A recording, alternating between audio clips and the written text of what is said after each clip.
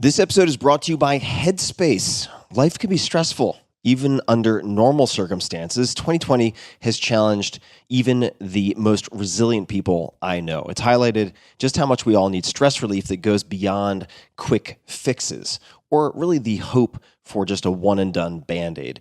Quick is fine, but we need stuff that is durable, and that's where Headspace comes in. Headspace is your daily dose of mindfulness in the form of guided meditations in an easy-to-use app. Now, you might ask yourself, very reasonably, there are 2,000 plus apps for meditation. Why would I use Headspace? Headspace is one of the only meditation apps advancing the field of mindfulness and meditation through clinically validated research. Headspace is backed by 25 published studies on its benefits, 600,000 five-star reviews, and more than 60 million downloads. So if people keep telling you to try meditation and you're like, when would I do that? When would I possibly have time? You should check out Headspace. If you have 10 minutes, Headspace can change your life. Headspace offers a really light lift and a lot of features to keep you going, which is part of the reason that I've used Headspace for years now. So whatever the situation, Headspace can really help you feel better. Overwhelmed? Headspace has a 3-minute SOS meditation for you. Need some help falling asleep? Headspace has wind down sessions their members swear by. And for parents, Headspace even has morning meditations you can do with your kids. Headspace's approach to mindfulness can reduce stress, improve sleep, boost focus, and increase your overall sense of well-being. And it really starts with very, very simple practices. And if you look at my case, for instance, I just went through one of the basics today with the co-founder, Andy. I think it's Pudicum, could be Pudicum, I'm not sure, but former monk turned into co-founder of Headspace, has the most soothing, hypnotic voice imaginable. And I did a 3-minute meditation, something like that. It's easy, it's fundamental, and it always puts me in a better space. So I'm going through the basics. Even though I've meditated for years, I'm going through the basics once again. And I would suggest to anyone that they consider starting there. Headspace makes it easy for you to build a life-changing meditation practice with mindfulness that works for you on your schedule, anytime, anywhere. We all want to feel happier. We all want more peace. And Headspace is meditation made simple. Go to headspace.com/Tim. That's headspace.com/Tim for a free 1-month trial with access to Headspace's full library of meditations for every conceivable, possible situation. You can break glass in case of emergency in almost any situation and find something on Headspace. This is the best deal offered right now for Headspace. So check it out. Go to headspace.com/Tim today. This episode is brought to you by FreshBooks. When you're running your own business, it's easy to get weighed down by work that doesn't get you paid. That's why I love FreshBooks and have been recommending them for years on this podcast. It's an all-in-one accounting and invoicing solution built for small business owners like you. I've polled tons and tons of my listeners and readers who have brought up FreshBooks over and over again, and you guys have better things to do, so do I, than get caught up in admin work. Whether you're a podcaster or a creative agency, you can choose a plan that's right for you. FreshBooks has been used by more than 24 million people, and it can save you more than 11 hours a week by automating invoices, expense tracking, online payments, and so much more. Easy to understand reports and an intuitive dashboard let you know at a glance where your business stands. You can create, customize, and send branded and professional-looking invoices in about 30 seconds. You can also avoid that awkward exchange with your clients about overdue payments. FreshBooks automates sending late payment email reminders and allows you to send a customized message on your behalf. FreshBooks is a simple and intuitive tool for small business owners. But if you ever need a bit of help wrapping your head around something, they have an award-winning Toronto-based support team who are always happy to help.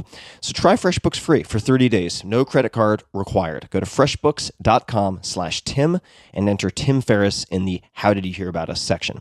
That's freshbooks.com/Tim and enter my name, Tim Ferriss, 2 R's, 2 S's, in the How Did You Hear About Us section. One more time. That is freshbooks.com/Tim. Optimal minimalism. At this altitude, I can run flat out for a half mile before my hands start shaking. Can I ask you a personal question? Now would seem an appropriate time. What if I did the opposite? I'm a cybernetic organism, living tissue over a metal endoskeleton. Tim Ferriss Show.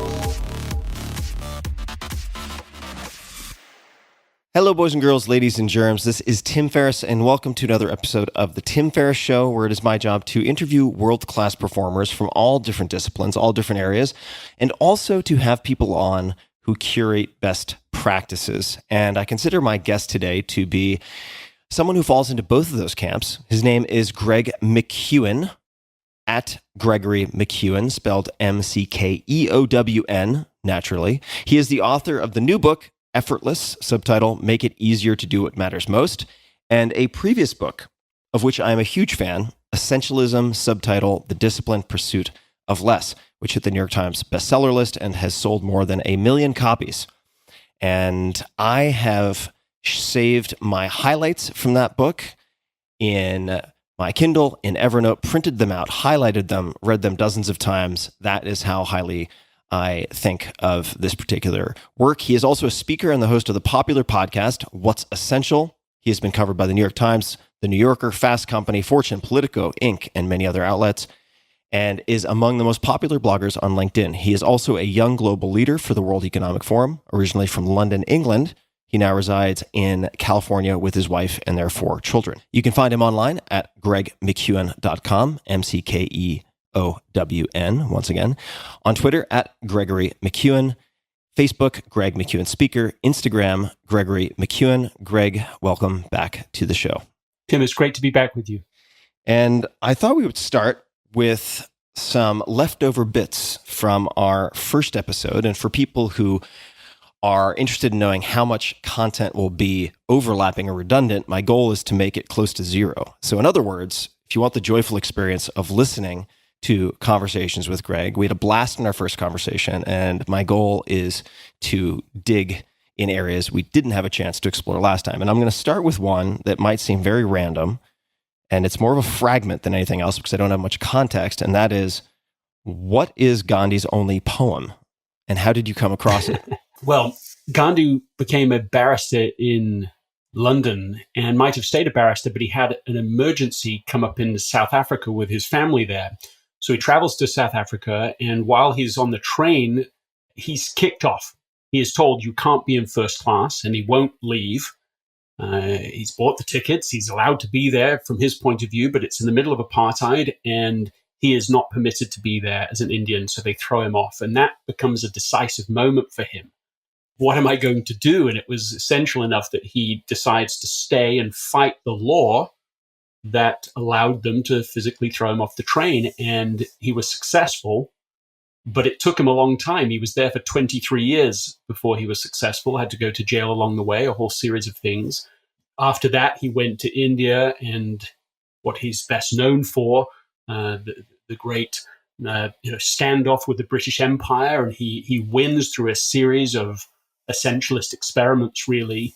He figures out what is essential, the thing that's going to matter, and what he finds is salt. That infinitesimally small but infinitely important item, salt, was one of the reasons the British could so effortlessly control so many Indians. And so they controlled the production of salt and therefore of bread and the whole food chain. And so that was where the idea came to him, to be able to walk across India in a demonstration of civil disobedience and make salt at the beach. Became known as the Salt March because some 600,000 Indians followed him, and the British stand back and say, well, look, who is this man? And where does his power come from? He's got no political position, he's got no money, and yet he's able to command this sort of loyalty, this type of leadership. And that continues until eventually he brings independence to the largest democracy in the world. At that time, 300 million people, of course, now far beyond 1 billion, as became the father of India. When he died, the US Secretary of State said, here is a man who has shown that simplicity is more powerful than empires. And Einstein said of him, generations to come will scarce believe that such a one as this ever in flesh and blood walked upon this earth. I mean, this is all high praise, and I think deservedly. When I happened to have the opportunity to speak about essentialism in South Africa, I went to the Phoenix settlement where he lived for that 23 years, to the house where he lived. I was given what I was told was the only poem he ever wrote. And I found in there 4 words that to me, a great mantra for life, and also really the very essence of essentialism. And they were this: reducing oneself to zero. And that really is what Gandhi was all about. What he was doing was stripping himself of all the things that maybe other people thought they needed to do, the other politicians at that time, or just everyone else who's accumulating stuff or wealth or all these things. And he just said, but I just want to pursue my essential mission, what it was I came here to do. And it's about that stripping away process. And so to me, those words are beautiful words. They're powerful words. They've come to be a symbol, a mantra, an ideal that I want to work towards. Thank you for all the context. I was familiar with the use of salt as a symbol by Gandhi, and I was so impressed by how he was able to, and really in many respects needed to, but others would have failed, keep his use of symbols extremely simple. He was able to use simplicity with such great power. And I'm curious if there are symbols that you use for yourself, and they might take the form of mantras, reducing oneself to zero. Are there other symbols for you? I know we spoke of a piece of artwork called The Listener last time, which I looked up and enjoyed so much that I ended up buying a print of it to put on my wall. So perhaps you could take a moment just to describe that. But are there other symbols? Does anything come to mind when I ask that question that you use for yourself? Maybe not so much for others. Yeah, speaking first to the listener, I mean, the idea behind this is by James Christensen, and he always writes up a description of his paintings. So it's not just that they sort of speak for themselves. He speaks for them. He's passed away now, unfortunately. But what he says about the listener, he says, look, in this sort of Dolby surround sound of our daily lives, we all have to find the mute button. And his idea is that since a painting can't have a soundtrack, that the title character at the center of the listener, has found that the best way to shut off the noise in the visual cacophony that's in the painting is to close his eyes. And so that's really the image. It's someone who's listening to his still, small inner voice and remaining centered without being overcome. It's to find peace in a busy world. And that's what he's capturing. And so to me, on this picture, there's images of Picasso. You can find lots of famous people on there, politicians and so on. And I think his mother-in-law's in there.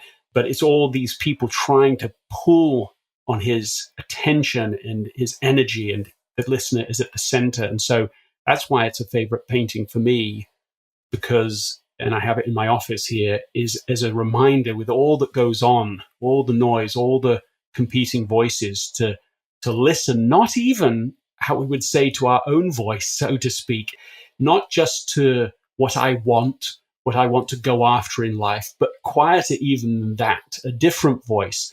A friend of mine describes the difference between the scared voice and the sacred voice.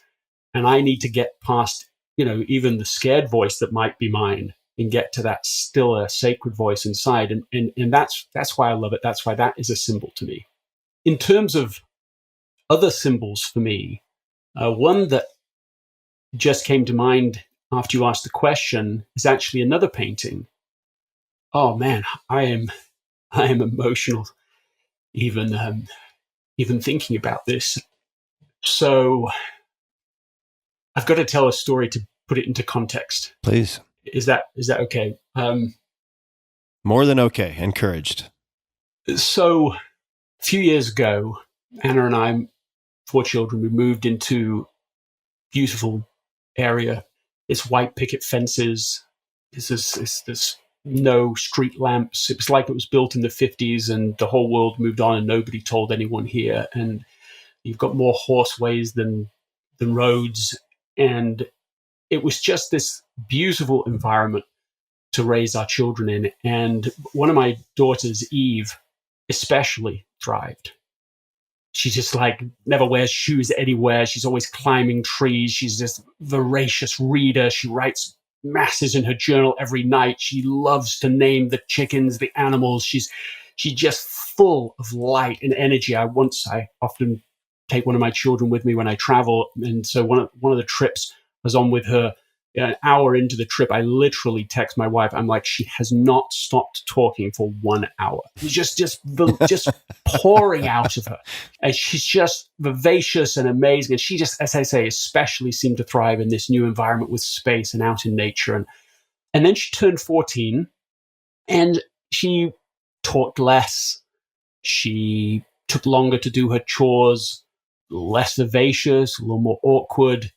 And Anna and I just said, well, this is pretty age-appropriate behavior. That's can happen. That's fine. But then on a routine physical therapy visit, she failed this very basic test. And the physical therapist just said to Anna, pulled her aside and said, look, that really is unusual. That shouldn't have happened. You might just want to go to a neurologist about this. And you don't have to be warned twice, right? Like, you don't have, oh, well, I'll get to that. We immediately did this, and it got our attention, and we take her to a neurologist. And what we had previously put up as being just evidences of being a teenager, we suddenly saw through a new lens and realized that these behaviors might be much more important, and they were. And also, as we then paid attention, we found that her capabilities, inexplicably, were just in a free fall. So instead of being vivacious and outgoing, she just stopped almost speaking at all in sentences. It would be like one-word answers to anything. The emotion went out. It was like taking one of these old record players and you just make it go really slowly. Mm-hmm. I mean, she couldn't even, it would take her 2 minutes to write her own name. 45 seconds, I remember timing it to write the last 3 letters of McKeown. And we went to neurologist after neurologist. I mean, we're doing the things that we could do. And they couldn't even give us the beginning of a diagnosis. Everything came back negative, sort of good news, but bad news because you have no idea what's going on. And she is fully on the way to becoming comatose and then, dying in a coma. I mean, that is literally where we are, and we don't have anything to go on. And I remember in the midst of this, I mean, this is the stuff that agony is made of, right? This is already a 3-4 month period. I remember getting very quiet. And actually, I'm frank to say, I mean, I was praying about just what on earth to do. And words came to me, the words of a painting that we have in our home. The words that came to me clearly was, she will find what is lost. And that is the name of this painting. And it's a beautiful painting. People can look it up. It's the image of a woman and many other people that sort of symbolically look a bit like angels, but you could interpret it a few different ways, but they're all, she can't see them in the painting, but they're all trying to touch her. They're trying to bless her. They're trying to reach her. And there's no further explanation of that painting, but for me, it means, of course, a very different thing. In that moment, there is an assurance that no evidence can support. I mean, we don't even at this point have a diagnosis, never mind a treatment, never mind it's going to be okay. I mean, nothing's going to be okay, logically. Nothing is okay. But somehow there is this sense beyond it. It's been a long journey. It's been 2 years. All of this has happened since you and I last spoke on here. And she's had treatment quite miraculously, had certain treatments in order to test. They said we're going to treat her in order to learn what might be going on. We had one neurologist who had that very clever idea about how you might use treatment instead of wait for a pure diagnosis and then treat. You treat in order to learn, and learned a great deal. Then returned back into much of the state of before, and just over this summer, so in the midst of the pandemic, went through an aggressive treatment and is back. I mean, she's back. And I wouldn't have said that once in 2 years. But as of this moment, she has found what was lost. She's vivacious and funny. In fact, I just put on Instagram yesterday a video of all of our children dancing. We can get to why they were dancing, but they were all dancing in the kitchen. And I just managed to clip just an image before they realized I was videoing them, That's a symbol to me that matters. And how that answer came is so connected also to the listener and this deep principle. That's the answer to your question. Thank you, Greg. I can't even imagine how terrifying and profoundly difficult that time must have been for you and your family. Are there any other approaches or tools that you've found, supporting words, anything that helped not just you, but also the family during that period of uncertainty, especially? Well, one of the other impressions I had was to look up a chapter in a book that I had read before, and it was about cultivating a spirit of optimism and happiness. I think that's the name of the chapter. And I didn't just feel like, I should just read that again. Well, I did feel that. The sensation was I should do it every single day. And I did, because, you need whatever real help you can get in this moment. And what seemed to happen in that extremity was that there were neural patterns in me that were being rewired. So on a daily basis, every temptation exists to fall into very unproductive emotions and habits. Something like this is so out of your control. It's so vital. I mean, there's a variety of things that you could fall into. But one of the things you can fall into is just, of course, you could be complaining. You could fall into what I would call the heavy path. Depression, exhausted. You could try to solve the problem just through sheer effort. We could just, everything is going to be, there's not going to be any space for anyone but Eve. You could destroy your marriage. You could destroy your family culture. All of these things weren't just hypothetical. I mean, they were right there. There was that opportunity. And as I was listening, I read first of all, and then started listening every day to, and I hardly missed a day in those first 4 months of listening to that. There was this other path, this path of trusting, of hope, of good things to come, and the necessity to choose that path. And I would now call that the lighter path. I mean, it doesn't feel super light, but it's lighter than the first. And so what grew out of that was, instead of the heavier path, well, why is this happening to us? Why us? Instead of going down just all worst case scenarios, as everyone trying to be helpful, of course, but sending, well, maybe she has this, maybe she has that. They're not doctors or neurologists, but they're trying to help. But these things they're sending to you are just like catastrophic diagnosis, And instead of that path, it was like this. It was, is there anything that we can be grateful for? Oh, then we're going to say it. Say it clearly, say it loud, say it to each other. If we can see anyone doing something right, we're going to talk about it in our family. If we could find humor, my eldest daughter, Grace, used to hold Eve's hand as they'd go to class, or if they were going to, and she would just walk with her, and she would just do anything to make her laugh. There was a little sense of humor still in her. It was definitely different, but she didn't move one iota away from her. Sometimes people in awkwardness or whatever want to move away, and she didn't. And so she brought humor into it. We would get around the piano and we would sing. We would read together at night. We would do the small and simple and even enjoyable things. And so what was at times agonizing, but could have been seriously worse even, was actually punctuated with joy.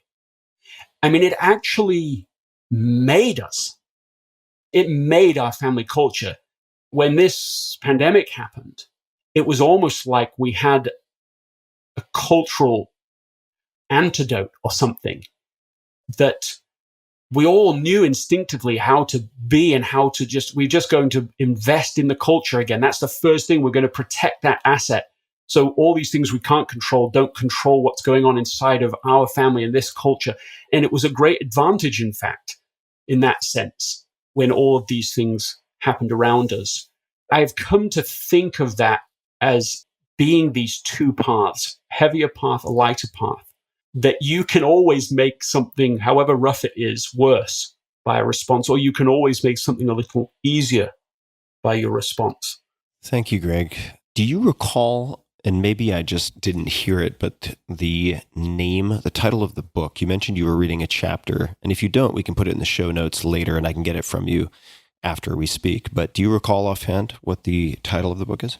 The author of the piece, it's a combination of lots of different talks and speeches and writing, is Gordon B. Hinckley. I mean, he's a church leader and I mean, one of the truly most dynamic leaders that I've ever met, ever known.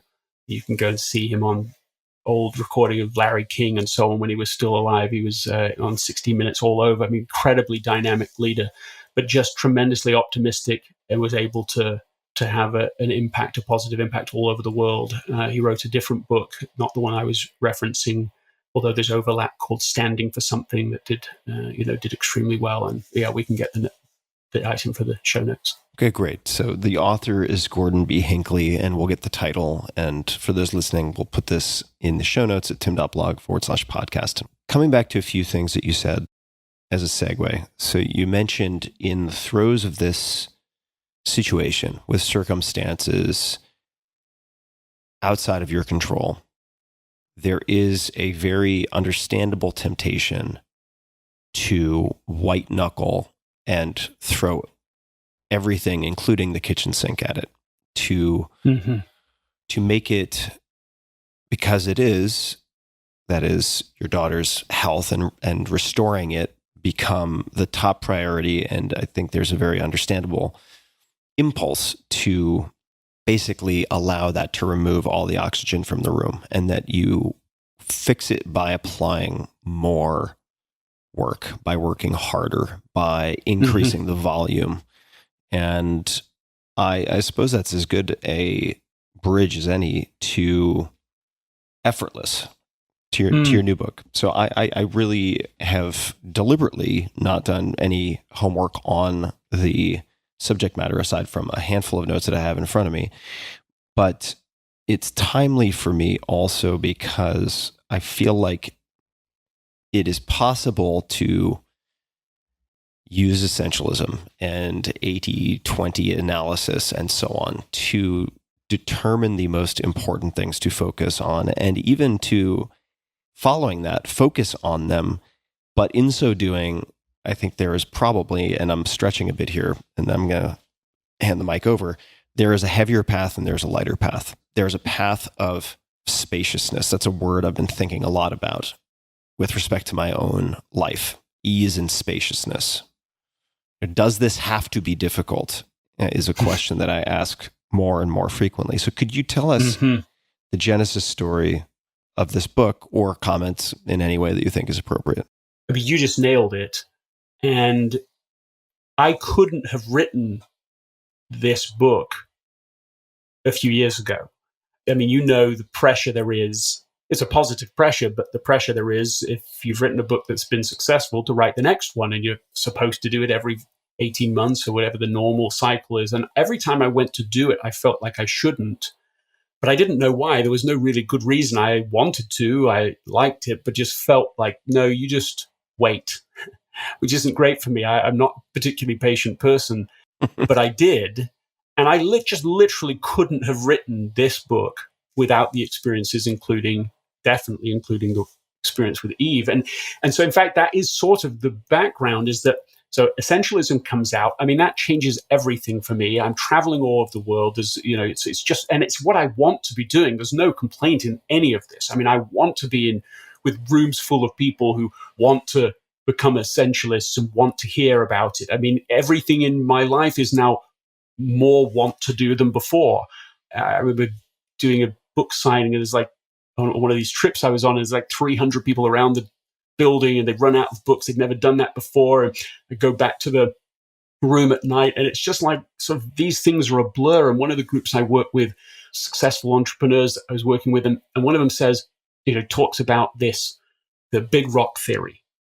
I mean, we all know the big rock theory, right? It's you've got this container, and if you put it in the small grains of sand first, and then the small rocks, and then the big rocks, it doesn't fit, right? That's the first part, and that's how it's supposed to work, is that if you put the big rocks in first, then the small rocks, then the sand, then it all fits. And that's like, first of all, I mean, I believe that forever, and it's very analogous to essentialism. Invest in the big rocks, so the essential things, your health, then your relationships, then your important projects. And all of that I feel is true and right, but I started to feel that there were cracks in my assumptions because I was being more selective than I had ever been. I'm not writing the next book. I pause on the Stanford class I was co-teaching, and the list could go on. There's significant things I'm not doing. I'm trying to be highly selective, but I'm also by this point, not father of essentialism, whatever, the father of 4 children now. And so there's all of that, and you want to be there for them, and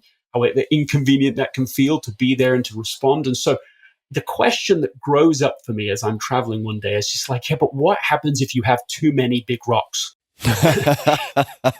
Need a bigger jar. No, I'm kidding. You need, right? Like that's for real, right? And it's like, yeah, I'm being selected, but what do you do? You're being waterboarded by opportunity. Yes, sure. And we could say it less by responsibility. Sure. That these are things you want to do. They are essential. You like it. So now you've got a choice of what to do. You can either fail. You can actually just say, well, that doesn't, okay, I'm not doing that essential thing.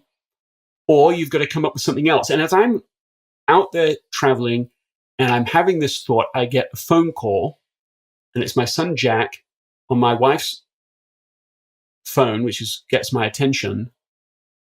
And I'm hearing him, he's like pale-faced, and he's trying to explain, Eve was eating and this and that. And my wife's saying, let's turn the phone around. And this is when she's having her first massive tonic-clonic seizure. So I'm already feeling too many rocks. And then you throw in a crisis. That like just blows everything up. Adrenaline gets me through the next few hours, right? We're taking the red eye back, hospital visits and all the neurology appointments and everything I've just been talking about. But normal life doesn't stop. Your normal responsibilities don't suddenly just disappear. And that was really when, I remember it took me probably longer than maybe it would for other people to just admit it. You write essentialism, you don't want to be admitting this perhaps. But it took me a while, and finally I'm just like, Anna, look, I'm not well. And what I learned through that crucible was I was doing the right things, and that's essentialism, but I was doing it in the wrong way. And Effortless is about doing the right things, but in the right way. I was like the weightlifter who's lifting with their back. I'm like the, a baker who's kneading the dough all by hand instead of by a machine. I'm doing the right things, but maybe I'm doing them in a hard way. So this is the point of decision. It's like, do you put the rock down or do you find an easier path? If you can't work any harder, you've got to find an easier path. And I think there's a lot of people. Yes, it might not be the daughter and the situation specifically as I'm describing, but if nothing else, the pandemic itself that has pushed people to a similar point, high achievers, high performers who are on the edge of exhaustion. They can't work any harder, and yet their impulse is to work harder because that's what got them here. That's what got them success. And so even as they approach exhaustion, burnout, or even go past it, they still think, well, the only way out of this, that's what I've done before. It's been hard work. I'll just hard work my way out of this. And I think that's a really high risk. And it certainly, in hindsight, would have been for us. If we had gone down the harder path, the heavier path, we would have nothing left to deal with the second time when she relapsed. I mean, we would have, you're all spent. And then what do you give up? Then what do you lose? You're losing more and more rocks all the time. So that's really is the story behind Effortless, is this requirement, this need to discover, is there an easier path? And a joy for me now, and I feel real responsibility for this, is to bring that to people, because I just know I feel quite emotional about talking about this book because of what we've covered, I suppose, but also because I somehow can feel it in me, the unbelievable burdens that people are in right now. Some of them talked about, many of them done in silence, especially if you're a high performer. This is the problem. There's this group of people, and it's an expanding group of people. These are the people who aren't complaining. So they're silent. They're pivoting when you need to pivot. They're working hard. They're doing what it takes. They're doing home education now. Suddenly, this group has spent a year in this mode. And I think a lot of them are closer to breaking than they've ever been. I mean, I just read 85% of people feel their well-being is worse than it was a year ago. And that's just one symbol of this. And so to me, in ways I absolutely didn't predict and couldn't have predicted, I think Effortless is an idea potentially whose time has come, because as we really, in a way, unfortunately, it hits at a time when I think it has the power of relevancy.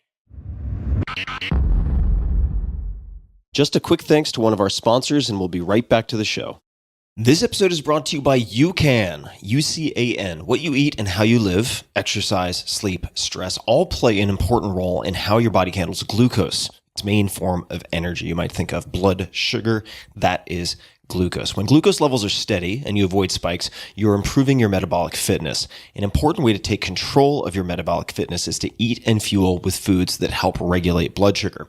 To help enhance my own metabolic health, I was introduced to UCAN by Dr. Peter Attia, who said there is no carb in the world like it. UCAN's patented ingredient, superstarch, has the remarkable ability to provide a steady release of energy without spiking blood sugar levels.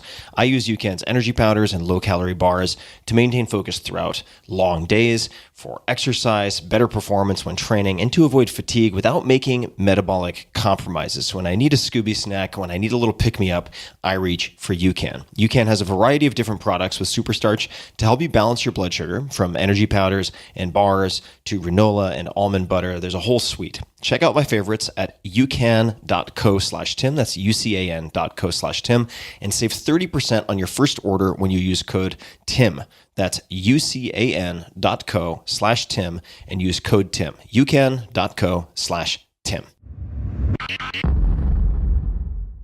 So, Greg, where would you suggest we go from here? And I rarely ask that question in interviews, but we have a lot of options, and you're probably more aware of the range of those options than I am. There are notes in front of me that we could explore, because I'd love to certainly share tactics and specifics with people in terms of what you've learned and what you're applying, what seems to be giving you the best effortless return on investment, so to speak.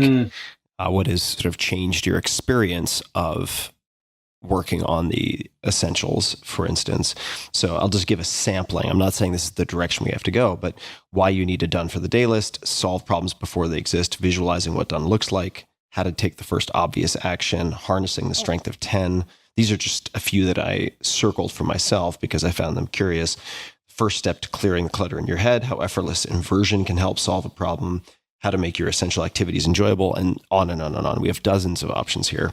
Or we could take a different fork in the road, and I'd love to get your thoughts on what makes sense. Because certainly I want people to come away from this interview, if they are unable to read your book, with some approaches, strategies, tactics, or techniques that they can use. Well, I didn't come into this with an answer to that question, of course, but I think we need to, before just shifting to tactics, I think we need to at least have a perspective a bit broader about how to even think about this effortless way. And we may find some interesting ways to explore that. Great. But there's three, in a sense, Effortless is almost three books in one. They're connected, but the first is like three concentric circles. In the middle, there's effortless state. Then second is effortless action, and third is effortless results. And they build on each other, but they're still quite distinct. And effortless state is, I mean, it's something we all know, but we also know being out of the effortless state.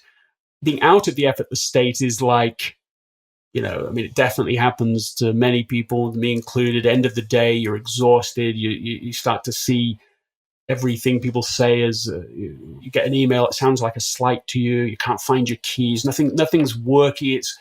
And it's because you're fatigued. But one of the things I found in the research is that when you're fatigued, you're not a good judge of being fatigued. So you think you're seeing things as they are, but you're really just seeing them as you are. And so you start to get everything wrong, and everything starts to feel hard. And one of the enjoyable to me ideas is really that even when things seem very hard, many problems can be solved by, you know, having a warm meal, a hot shower, and a good night's sleep. You wake up the next morning and suddenly you find the keys right where you left them, and you suddenly see the email you received. It's like, oh no, I know how to respond to that gracefully. It's no problem. And suddenly things are back in their proper perspective. And that's just one way of thinking about this effortless state. And part of the deeper work of effortless state is to do with figuring out what is cluttering you up right now. I think of each of us as having supercomputer capabilities. I mean, our mind is so advanced, it's so impressive. It is built for figuring things out and processing and so on.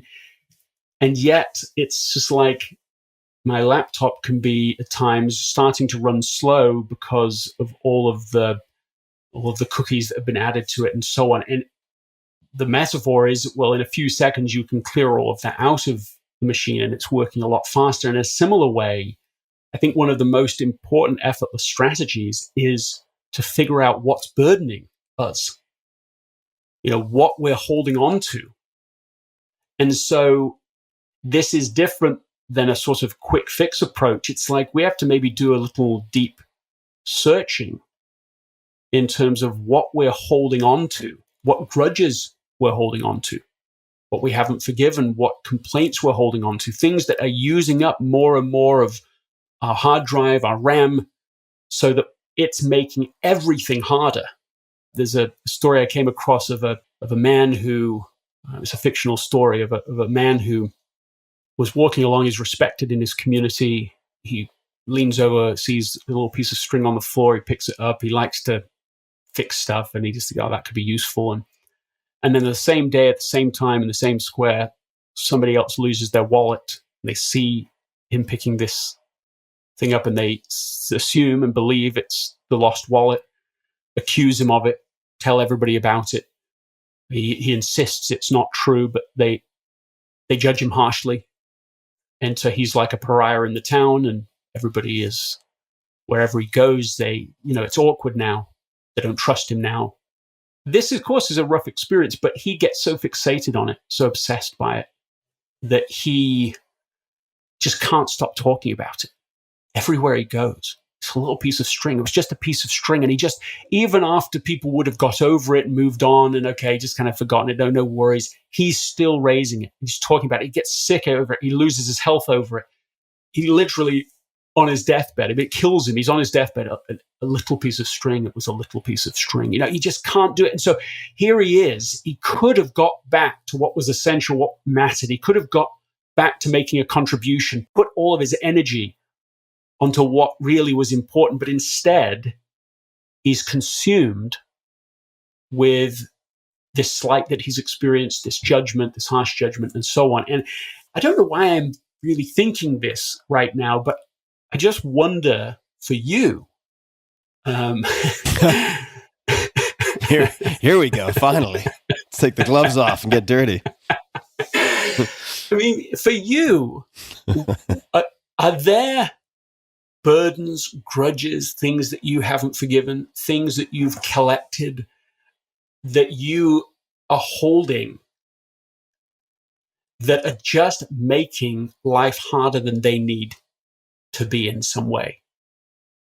And I really don't know if you have something here. I'm just feeling this moment and I'm just putting it to you. What is your first thought when I ask you that? With respect to, would you like me to speak to grudges specifically or other types of, let's just call it withhold or kind of persistent psychic drag, things that fit in that category? It's a good description what you just had. I mean, I'm open to both, but I'm just going to put grudges to you. All right. So I will say that a lot has happened since you and I last spoke. And I took our conversation very seriously, and I won't spend a lot of time revisiting it, but we went through an exercise with respect to finding the essential and identifying the blocks, the obstacles, both real and more often perceived, the reasons for not doing the essential, the commitments I'd made to the inessential, etc. And a lot has happened since then. And just to be precise on that, what you were talking about at that time was the thing you identified was a book that you wanted to write, that you were writing. In fact, you'd spent years working on it, but the drag was just feeling somehow so burdened with this has to be perfect, and I feel like I might get judged quite harshly if I do this, and how I intend to do it. And so there were things that were keeping you from actually proceeding with it. And it felt to me, I don't mean to overstate it, but a moment of at least small breakthrough. That's how I remember it. It was very insightful, and it stuck with me. And I had a lot of conversations with people I trust afterwards.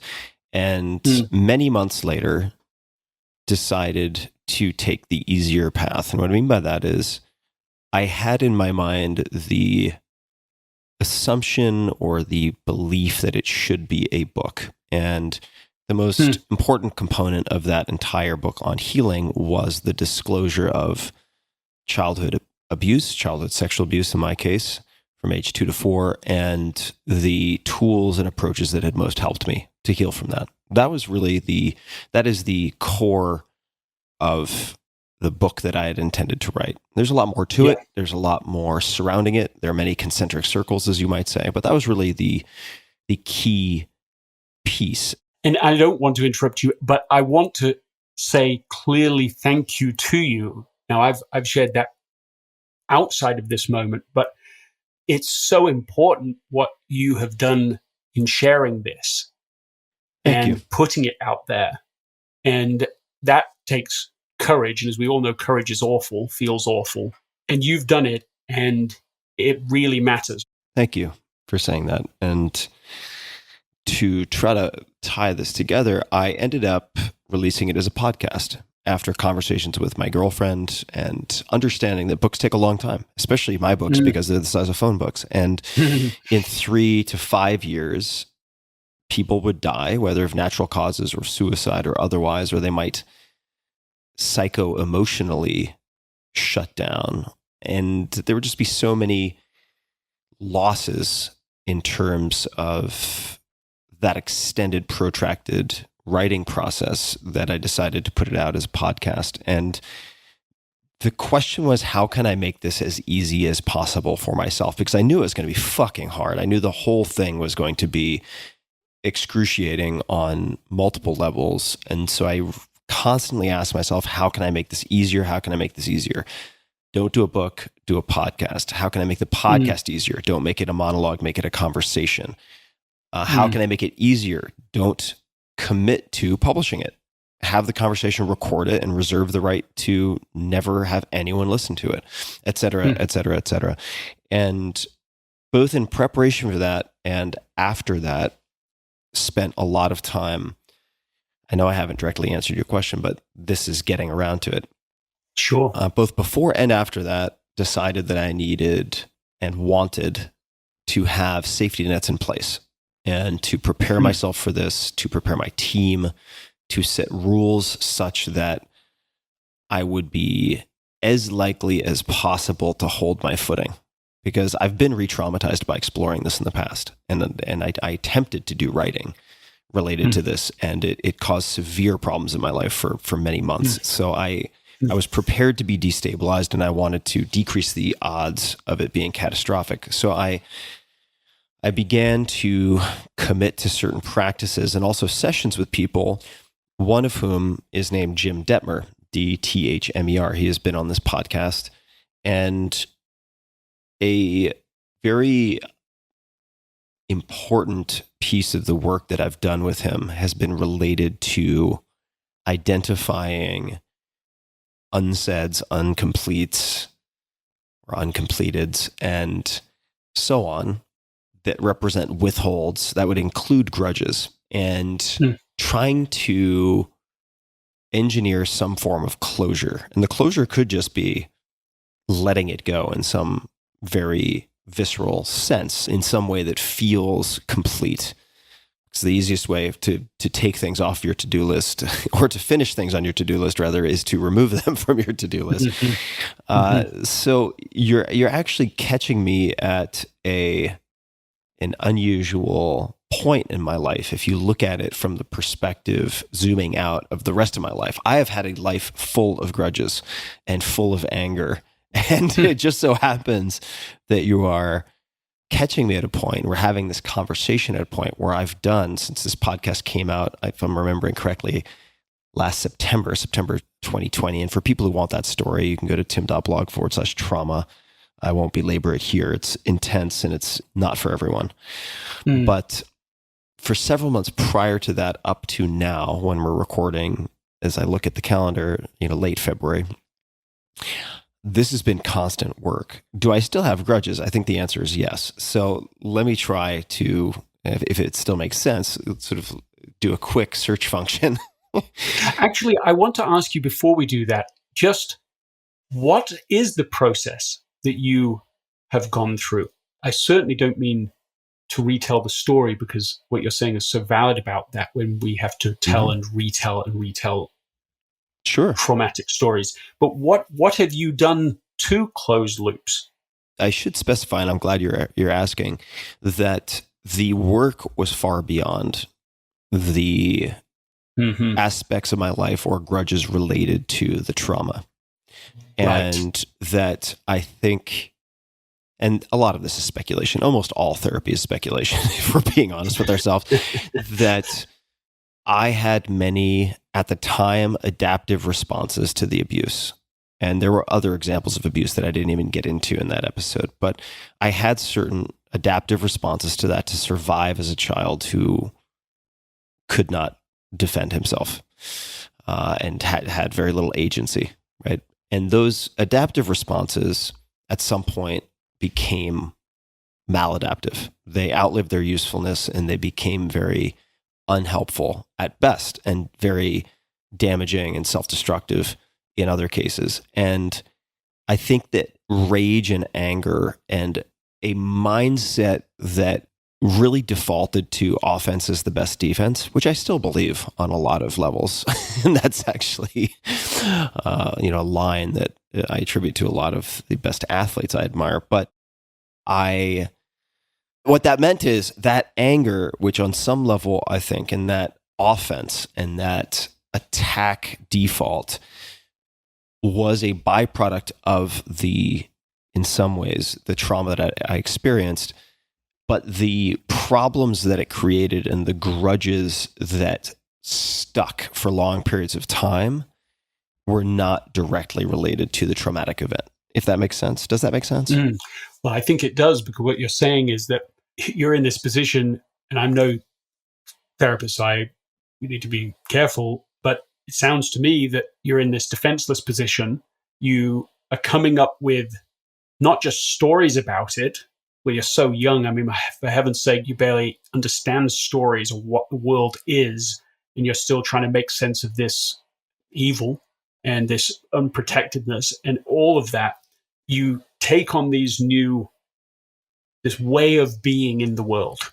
And part of it sounds like, this is too strong for what you've said, but it's like almost a predatorial positioning. It's not like I am going to destroy you, but it's a sense of threat. I remember a therapist I went to describing it this way. They said there's two states you can be in. You can be in a what is this state, and then you can be in a what the hell is this state. Her words, not mine. Yeah, and let me, if I could just bookmark that for a second. So I would say, I certainly wasn't, I'm not sure if this was, if I'm hearing it correctly, but, I was not predatory. I was highly weaponized if I felt I needed to retaliate or defend myself. So it was very much in the vein of Bruce Lee, right? And I'm going to mangle this, but he has a quote along the lines of, you graze my skin, I pound your flesh. You pound my flesh, I break your bones. You break my bones, I take your life. That was the mentality. And, put another way, there's a Major Holdridge, retired, this is U.S. Marine Corps, has a quote, and sometimes it's entirely appropriate to kill a fly with a sledgehammer. And I think that was my feeling, right? If someone inflicted pain on me, I felt it was my obligation to return it upon them tenfold, 100-fold. And, I think there's actually still a place for that. But as a default, it wastes a tremendous fucking amount of energy. So not to take you off track, I wanted to allow you to continue. No, that's not off track. It is important. There's a big difference, I think you're right, between predatorial and highly militarized. It's more like a trigger, ready to trigger. You're like, don't mess with me. Like, I'm fine, I'm good here, but if you mess with me, I am coming after you. I mean, at least it makes sense to me. This is a minor example, but I remember when I was growing up in England and I was walking down the street one time, just in the downtown, absolutely doing nothing but walking. And two people walking towards me. I didn't even register. And one of them, that's probably about 12 at the time. He was 16-ish, I would say. Two of them just kind of almost arm in arm together. And then he just punched me in the face, just straight in the nose, just like broke my nose, just hard. And I was so shocked. And I turned around and they were just laughing and they just walked off. And that was it. There was nothing in me ready to respond to that. There was nothing I was prepared for. But I remember years later as an adult, I mean, I hadn't even thought about the experience, but they didn't hit me, but they went to kind of pretend hit me when I was an adult, when I was in a mall, almost the same situation, two people walking towards me, and I just lost it. I didn't actually have a fight or anything, but I just was like so ready to, because of that pre-programming and that experience. And of course, it's not very helpful to have that pre-programming in there, but it's an example of how when we've had an experience in the past and it can, as you already said, outlive its usefulness. Anyway, that's what I'm hearing in you is like, yeah, I was ready to fight. I couldn't protect myself before, but I was going to protect myself going forward. Yeah, that's the thrust of it. And do I have grudges? I am sure I have a whole laundry list of grudges. I'm just struggling to pull up one specifically right now. But I still want to go back. I know I'm bothering you with this, but what did you do? You said that you've been doing things to remove them. Mm-hmm. And I just want to know, because that seems like such a valid and relevant thing. How do you close up these loops and these things that have been dragging? What have you actually done? Well, there were many things. So if there were, say, commitments that I hadn't completed, and that was creating some type of exacting some cost on my system, then I would either take a look at, make a list and decide which of them I would complete or cancel or renegotiate in some fashion. So I could sort of wipe that category clean of any debts that were consuming any bandwidth. Then you would have, for instance, withholds, meaning unsaids, things I haven't said to people. So if someone consistently does something that is driving me fucking bonkers, or more accurately, and this is also language modification that I would do, that I am using to make myself bonkers, And so assuming some locus of control for how you respond to these things. So not A, B, and C is making me anxious or pissing me off, but I am making myself anxious because A, B, C has been a shift that's somewhat separate but also interrelated. Having a lot of uncomfortable conversations using frameworks, fairly simple templates similar to nonviolent communication, and having what Jim would call clearing conversations to take those things that are unsaid and say them in some fashion so that those aren't constituting some type of loop, right? These imaginary arguments that, at least certainly, I am a master at formulating incredibly compelling arguments. And then if they said this, I would say this. And then if they said that, I would say that. And oh my God, I would just rip their faces off in debate. And what a mighty victory that would be. I mean, these types of fantasies that consume incredible amounts of calories, incredible numbers of calories. I wanted to remove those from the program. And that entailed having a lot of conversations. To be truthful, ended up being fewer conversations than I expected to have a significant impact on energy reserves, because fatigue, I've had a lifelong battle with chronic fatigue for many reasons, including 2 severe bouts with Lyme disease growing up on Long Island. But energy management has become more and more important to me than time management. They're related, but energy management, like that is the parent resource that determines all other resources. In the same way that I think it was Maya Angelou who said, I might be misattributing, so somebody will be able to find this quote, but you mentioned courage. Courage is the mother virtue. Every other virtue at its testing point depends on courage. And I say that simply to underscore the fact that, much like anything else, there might be 10 conversations you feel like you need to have or should have to close open loops. And really, it's 2 or 3 of them that are going to deliver 99% of the relief. And I found that to be true. Those are a few of the approaches. And people can find the clearing conversation format, which can be a bit stilted and odd, on the Conscious Leadership Group website, conscious.is. You would also be well served just by looking at various templates for nonviolent communication.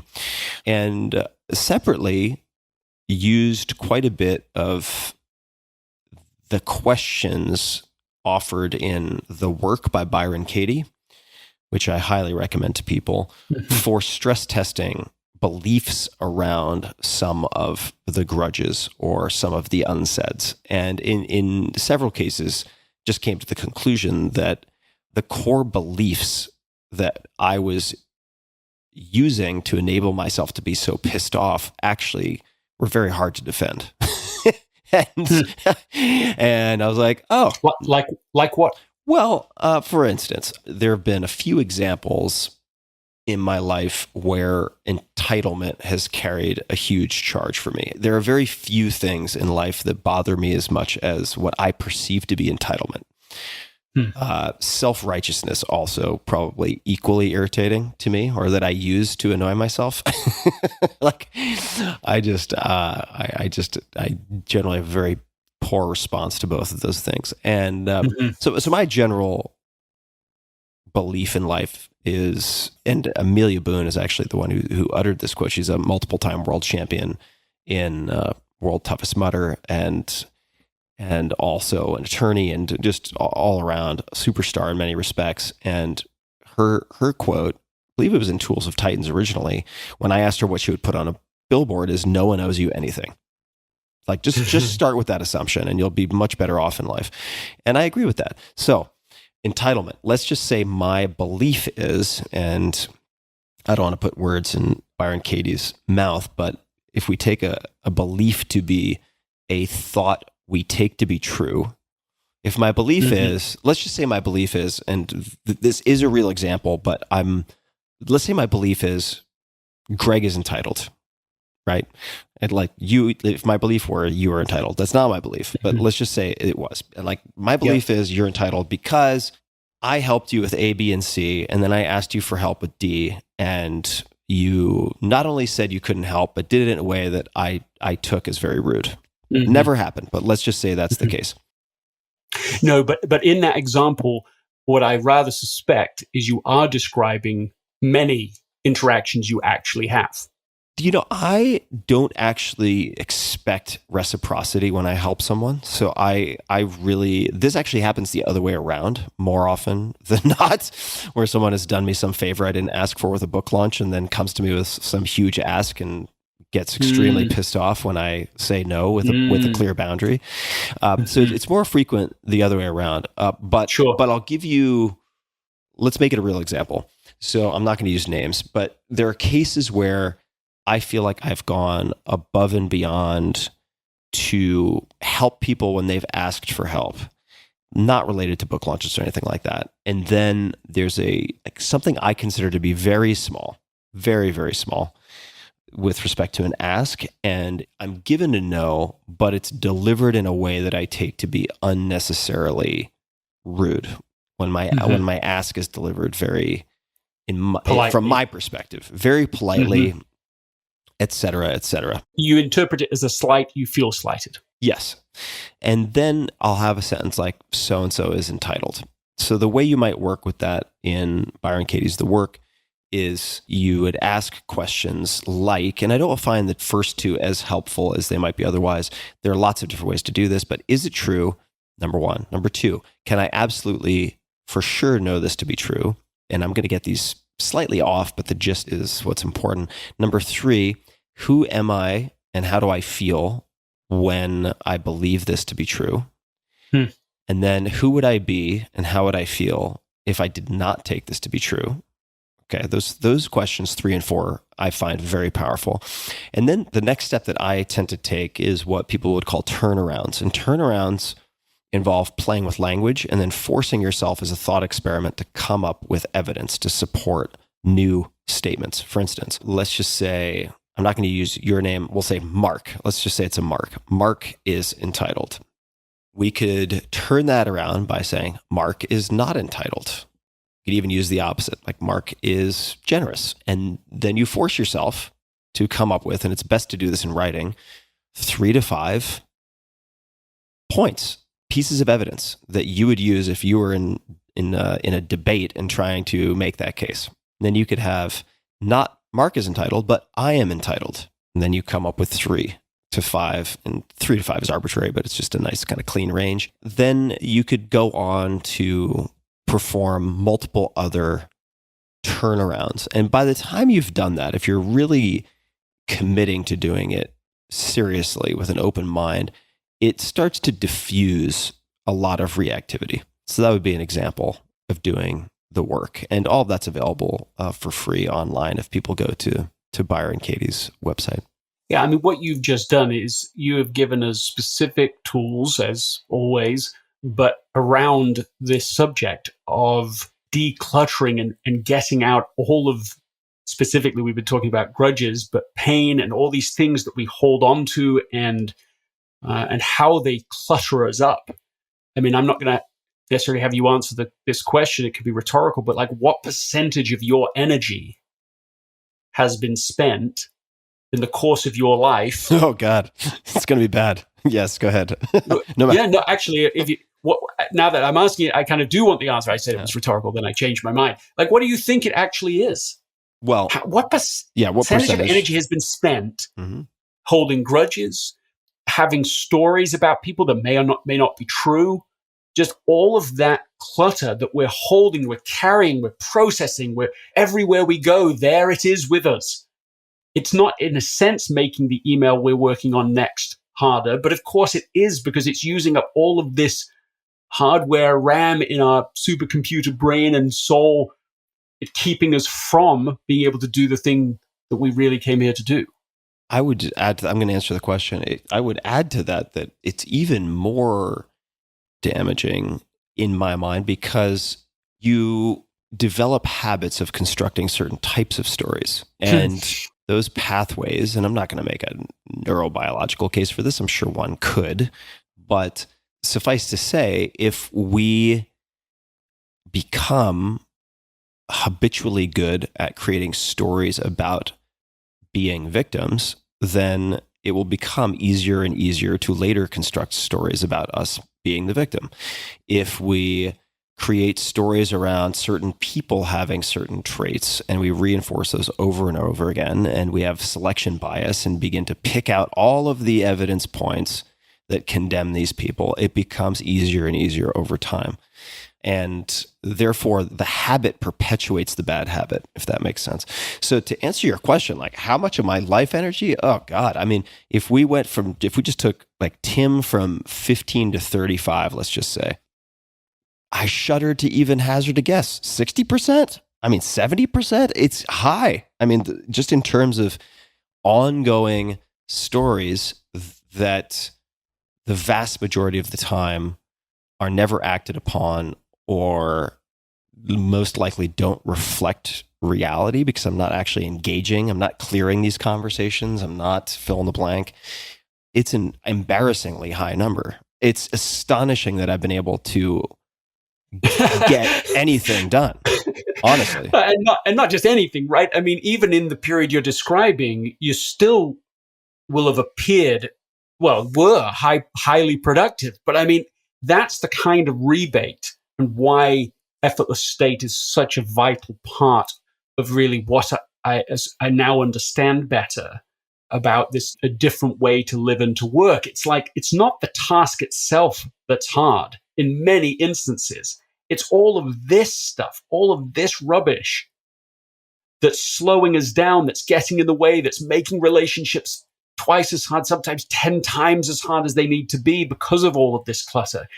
As we learn to remove that, we start to find, I mean, what kind of productivity tip are we talking about here? This is better than any other productivity hack that you can ever come up with. A 60, 70% return of your capability and energy suddenly back. I mean, that's like a massive upgrade. So save me, Greg McKeown. What do I do? What do we do? If the listeners are like, I need some principles or something, God save us. It is a huge cost. And I feel like I'm in probably a better place than I've ever been at this point in time. I mean, knock on wood, so I don't jinx myself, but there's still incredible room for improvement. I mean, if we look at all skill development along the spectrum of, let's just say, unconscious incompetence, conscious incompetence, conscious competence, and then unconscious competence, right? Where you can really execute without having to analyze and crunch everything cognitively. I feel like I'm still very much in the conscious incompetence realm. I mean, I'm just like, oh my God, like look at this circus, this like panopticon of fantasy horrors that I create for myself every fucking day. This is ludicrous. You know, now I'm just aware of the clown car that's driving through my head all day.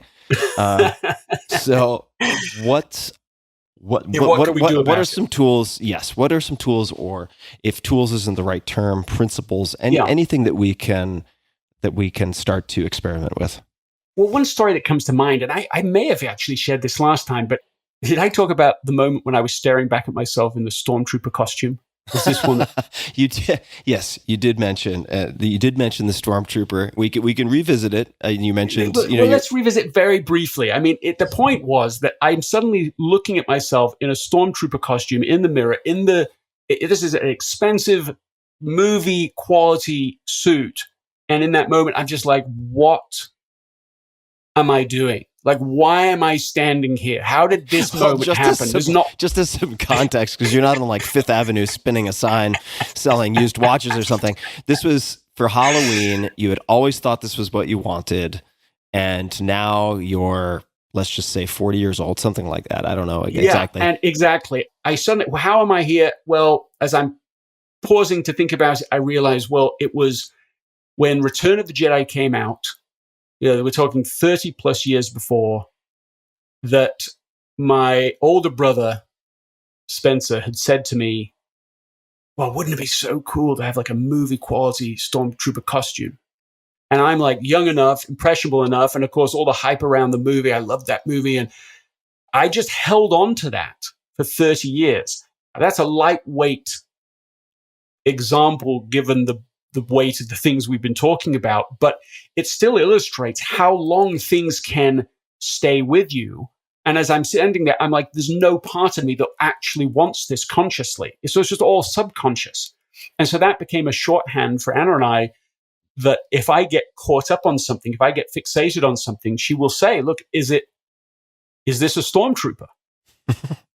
And even that question is very helpful for me symbolically, because being focused on something is a super strength. That's a super skill. It's incredibly valuable unless you're focused on the wrong thing.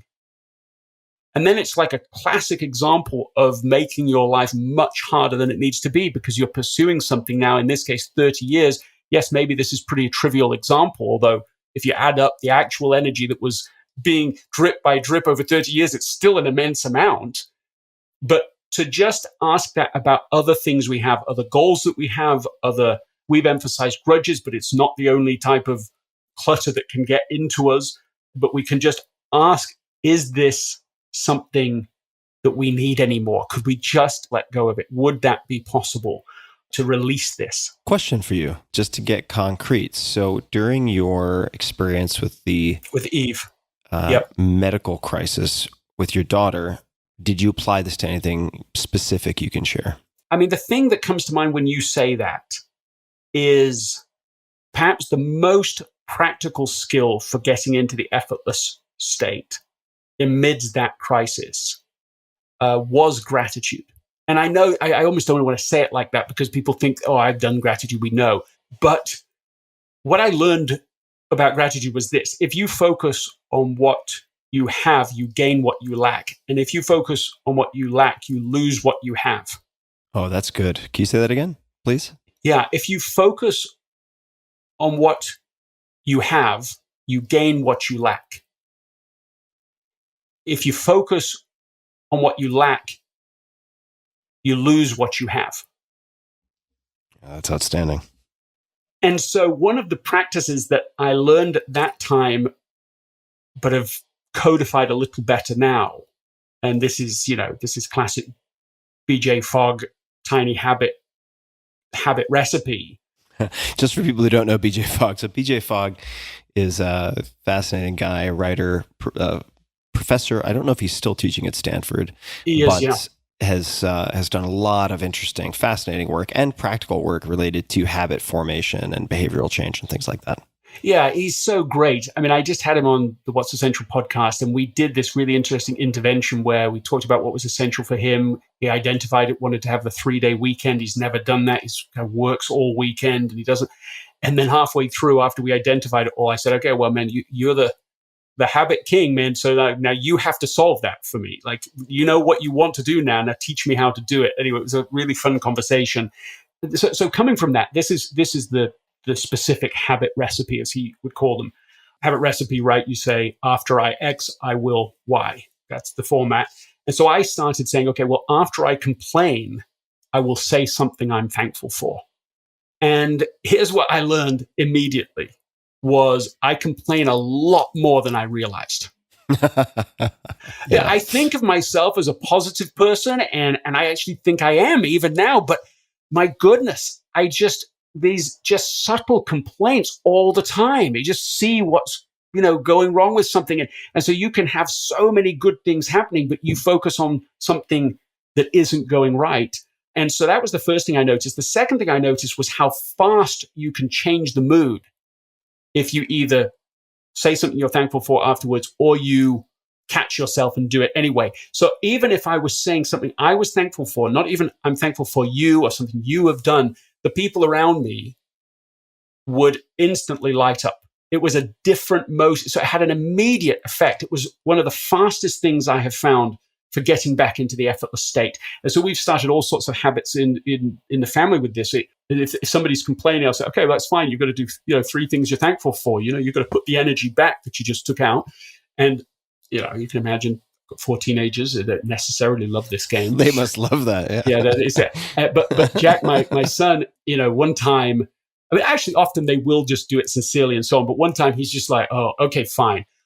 I am so thankful that Dad wants to play this, this dumb game with me, And it made everybody laugh. And then suddenly we were all already back in the state and we went on and did the other things we were thankful for. I mean, literally, to me, this type of gratitude and thankfulness is so powerful. I mean, I used to think of it as a soft principle. It's like made of titanium. It's so powerful.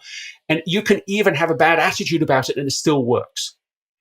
And so, we've done all sorts of things to build on that. And so here we have all this stress and challenge that we have of COVID and being isolated. And because of Eve, we weren't just isolated for 6 months. We were on complete lockdown. I mean, like everyone else is out, but we just can't even risk it because of the treatment she was going through.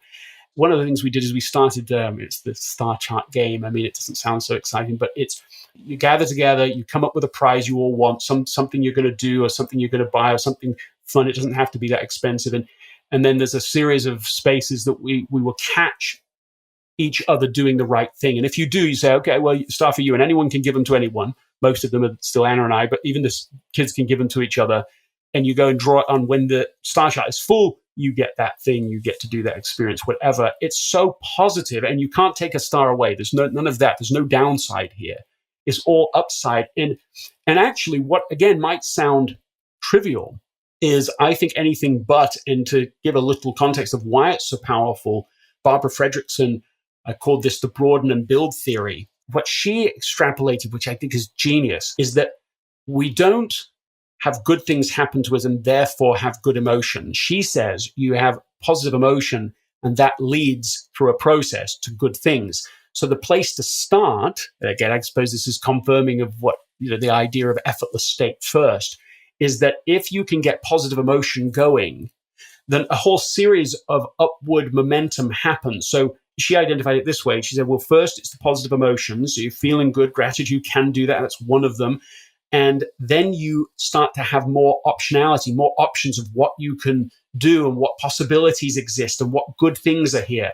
And so because you have options, it means that you are more likely to connect with other people. And so you build relationships. And so why she calls it the broaden and build theory is that as you're in this upward momentum, this positive cycle, you're actually increasing capability, therefore are better able to handle whatever the next challenge is.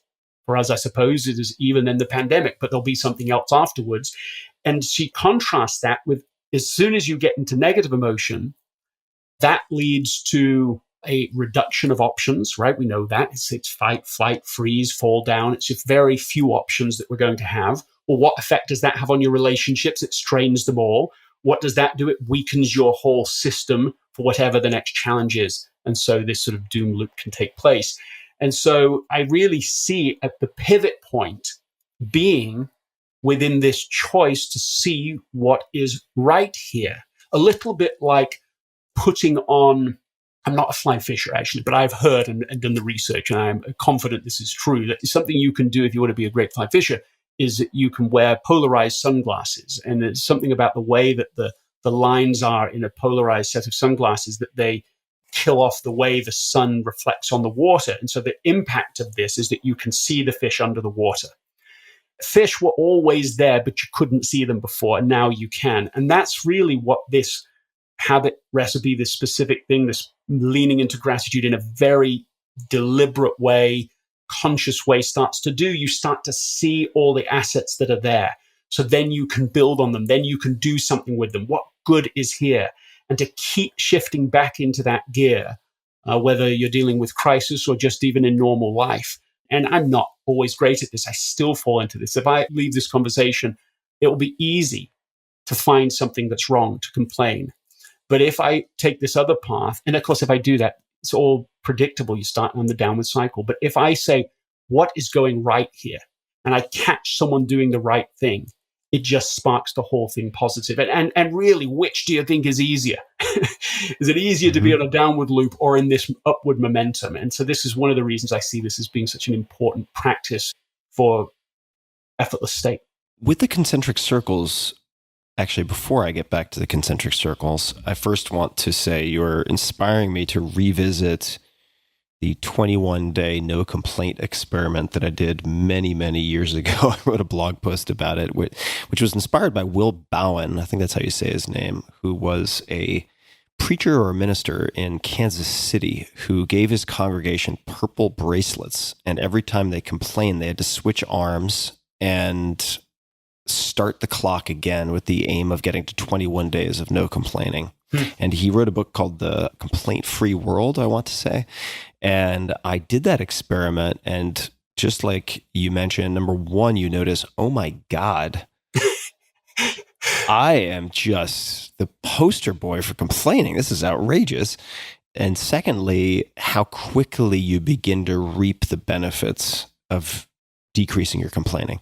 It's truly remarkable. So just with that said, concentric circles, why is the effortless, outside of effortless state, which is the center, you have effortless action and then effortless results. Why are the actions separate from the results? Oh, well, effortless action is to do with saying, okay, if I want a result one time, how can I make it easier to achieve, like this project, this thing? An example for me in my own family, to start there, my son chose when he was about 12, he decided, okay, I want to be an Eagle Scout. And his goal was to do it by the time he turned 14, which is, that's a bit of a stretch. And, we went on this journey together and we did it, other than the dreaded final, not just even the final project, which was, fairly big thing. You had to build this 180-foot fence and bring people from the community, 40 people go and do it on a day. And it was actually pretty fantastic. But then what is dreaded is the final report. And there are people I know who have done everything else and then they don't get the final report and they put it off. Seriously, it happened to somebody I knew. He'd done everything but that final report, and he finally put it in like when a day or a week. 37. No, you have to do it by the time you turn 18. And he got it 1 week afterwards. And so he never got an Eagle Scout because they were 100% sticklers on this, which I suppose they have learned they have to be, because if you procrastinate for 3 years, you could do it for 30. And of course, so they have this cutoff point. So we start moving into that category. We would not, it's weeks, it's not months or years, but weeks. We just start working. We got to do this. And it just starts feeling overly burdened. And so then I literally sat down with him and was like, okay, how can we make this effortless? How can we make this so we can actually get the thing done? There were a series of questions that we followed with that. One is, what does done look like? Just like actually naming it. Well, we are taking a binder to the Scout office and delivering it, and they sign that it is done. That's how we'll know it's done. Okay, well, what are the minimum steps required to do it? Not, some people want to go the extra mile, but they're not even going the first mile. And that's sort of what we were doing. We're like, we had seen, and I'm not knocking this. We have seen some amazing, really unbelievable final projects, reports rather, the write-up. We've seen them in wooden boxes and gorgeous and just incredible, like the Rolls Royce of reports. And I think that was a big part of why we couldn't make any progress. We're just like, we just don't have this in us. We don't have energy for this. And so we said, what's the minimum number of steps? We looked at exactly what it asked us to do. Okay, we need to have the photos printed up. We're going to have them written on. You don't even have to write essays on them. We're going to have the minimum number of descriptions. He needs to do the work and a minimum number of steps possible. So we did that. Okay, next question. What is the very first, most obvious step to doing it? The risk of these kinds of projects is you're worrying about the 1,000th step and you haven't actually physically taken the first one. And first physical step is we need to actually get a 3-ring binder. We got to get that. And we had one, we have to go and find one in the house and get it. That is the first step. And in that way, just actually started doing the tiny, one step at a time, minimum things required to get there. And that reminds me of a story. We sort of know some of this story. Many people have heard part of it, but I went and interviewed the person behind it. His name is Mike Evangelist. And that's an amazing name. Isn't that amazing? And he's in Silicon Valley. Mike Evangelist. he was involved in DVD burning before it was a mass thing. These are like $35,000 machines, professional equipment. This is it's a 1,000-page manual to learn how to use it. The DVD burner from back in the day. System. Right, back in the day, exactly. And then they're trying to work out a bit more affordable way of doing it and so on, and they're on the cutting edge. And so Apple reaches out to them and says, look, maybe we can do something here. Maybe we can buy the company and so on. And they do a deal and they bring them in and they want the software that they've been creating and so on. And so they're given a couple of weeks. They know they're going to meet with Steve Jobs, and they have a couple of weeks to like simplify this thing. It's going to go on the Mac. That's the idea. And so they have to try. And so they take this 1,000-page binder and they reduce it and reduce it. And they take all this complex stuff and they reduce it and they reduce it. And they're proud of what they have. And they think, okay, this is so much simpler than we had before. And they go into the meeting. And this is the part people know, but the backstory is really important. So Steve comes to the meeting and they have all of their slides. They've got everything ready for the presentation and they're talking about it and they're discussing. And as Steve starts talking, they start to get more and more embarrassed about their presentation and what they're going to do. And finally, Steve just walks up to the whiteboard and he just goes, look, this is the software. There's going to be one button. You're going to draw your file into it and it says burn. That's it. That's the application we want to build. And that is what they built and that is what went in. But here's the point, and I really like this from Mike Evangelist. He said sitting there, he learned he was doing simplification wrong. He was going from the complex to the simple, where what he really needed to do, this is his phrase, start with zero. You've got to start with zero and say, what are the minimum number of steps to get to completion?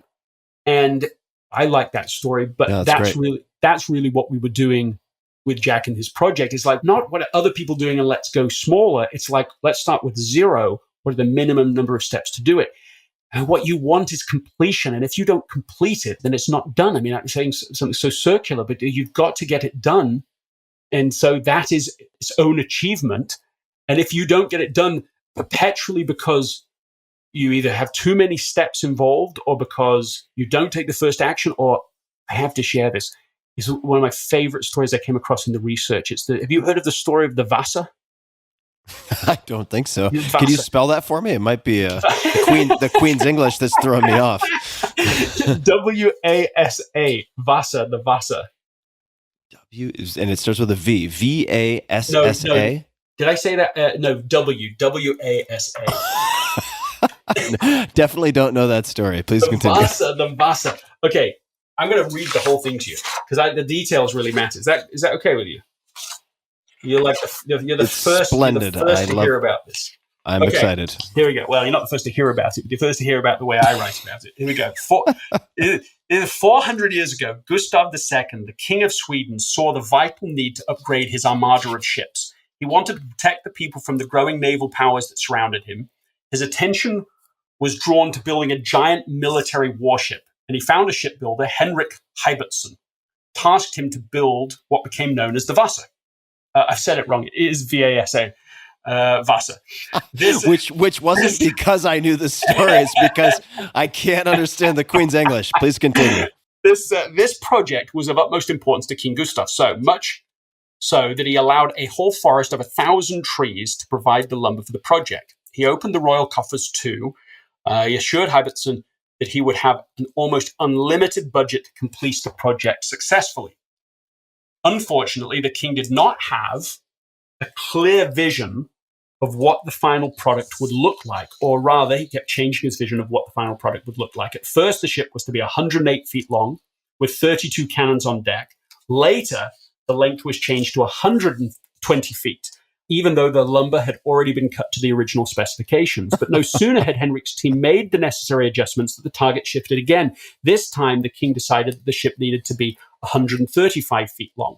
The cannon requirements changed as well. Instead of 32 cannons in a single row, he asked for 36 cannons in 2 rows, plus another 12 small cannons, 48 mortars, and 10 more similar caliber weapons. Tremendous effort was exerted by some 400 people to make this happen, but even as they approached completion, the king changed his mind again, asked for 64 large cannons instead. The stress of the news is said to have given Henrik a fatal heart attack. Still, The endless project continued, this time under Henrik's assistant Hein Jacobsen. Budgets continued to escalate, the effort continued to expand, and the king continued changing the end goal. In an utterly non-essential addition for a gunship, he asked for some 700 ornate sculptures, which would take a team of expert sculptors more than 2 years to complete, to be attached to the sides, the bulwark, and the transom of the ship. And so it was. On August 10th, 1628, the Vasa left Stockholm port for its maiden voyage, still unfinished, and before it had been properly tested to ensure it could survive the conditions of the high seas. Meanwhile, the king had found the time to plan a celebration to commemorate the expedition. There were fireworks, there were foreign diplomats, there was pageantry, and as the ship sailed away, the gun ports were open and the guns were pointing out so that they could fire a salute to the dignitaries on shore. Then, suddenly, a gust of wind caught the sails of the ship, causing the massive vessel to tilt severely over to one side. As the cannons tipped into the sea, water entered in through the gun ports. Despite a strenuous, all-out effort on the part of the crew, water almost instantly flooded into the gun deck and into the hold, further destabilizing the ship. Tragically, it took just 50 minutes for the Vasa to completely sink, taking 53 crew members with it. They died less than 3/4 of a mile from the shore, and so it was. The most expensive naval project in Sweden's history sailed less than 1 mile before being buried in the sea, all because the king had made the project almost impossible to safely complete by constantly redefining what done looks like. That is the story of the Vasa. Sounds like a lot of software projects. It does, and it sounds like just so many projects. And so that's really what part of what effortless action is about. It's saying, look, if you have a thing you want to do it one time, you want to actually get it done, and you don't want to kill yourself doing it, there's a series of things that you can do. I've covered 2 or 3 of them. You can pace yourself. You can make sure that, and that's what that section of the book is really about. Your question was, how does that distinguish itself from effortless results? And that's literally my favorite thing in my research for Effortless was this final section, which is a little too bad because sometimes people don't, get to the end of a book. And so it's effortless results, right? The difference is this. Effortless action is about the thing one time. That's by definition is a linear result. You're getting it one time. You put the effort in once and you get the result once. Effortless results is all about residual results. How can you construct things that produce, you put the effort in once, you might even put a little more effort in than if you just want the result once. But you put the effort in because you're going to get the result 10 times, 100 times, 1,000 times. I mean, actually, it sounds like total exaggeration to say 1,000,000 times, but actually it's not. There's plenty of examples where people have constructed systems that keep producing results so very many times over again and again. And really, why effortless results, I think, is such an exciting subject for me and my sort of favorite thing in this is because I realized how many things I was doing that were linear results one time.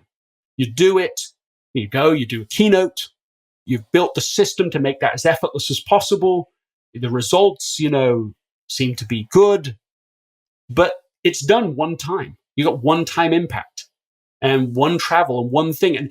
And that doesn't make it a bad thing, of course, but it's an example of like me just discovering like, why am I doing anything that only produces results one time? I've got to change this ratio massively. And I mean, this is, for me personally, I mean, one of the things I came away with that I've done simultaneously to the book is launch an academy, right? Essentialism.com.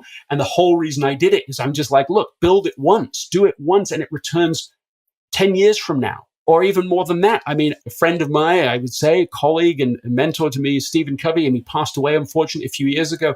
But his impact has gone on significantly. And the reason for that wasn't by chance. It's because he knew the risk, because one of his friends and mentors had died young, and he took it all with him. So it was because of that Stephen says, okay, well, I'm going to write the 7 Habits because then it can exist beyond me. I'm going to build a company. He didn't really himself want to do that work, but he built it so that the system would continue on and on into the future. The residual results is an area of so much upside possibility. It just reminds me of Benjamin Hardy, who I just had on the What's Essential podcast, and he was sharing this principle of who, not how. And it really hit me as such a great, succinct summary of this idea that we ought to be thinking not just how do I do a thing and not just hit a wall and feel, well, I've got to go on the long journey to figure out how to do this myself, but just who has already solved this, who already knows how to do this. And that was one of my favorite parts of researching Effortless, was coming across a rule that Warren Buffett uses when he's hiring people. He's deciding who he's going to work with, who he's going to partner with, the best people in the world he's trying to find. And he uses 3 principles. He says it's integrity, it's intelligence, and it's initiative. And he adds that if you don't have the integrity, then the other 2 can actually be a problem for you. But that really has stood with me when we think about who, not how, and then specifically using what I now call the 3 I's to assess who would be a great person to work with. And so anyway, I just offer that as a thought about how to produce even more effortless results as you try to take this next journey with the podcast itself. It also makes me just reflect on how many of these principles are on some level embedded into your thinking if you just shift the time frame from short-term rewards or short-term outcomes to long-term outcomes. And brings to mind something that my friend Naval Ravikant, who's been on the podcast several times, has said, which actually I should say more accurately typed, since his Twitter account is very popular at Naval, Naval.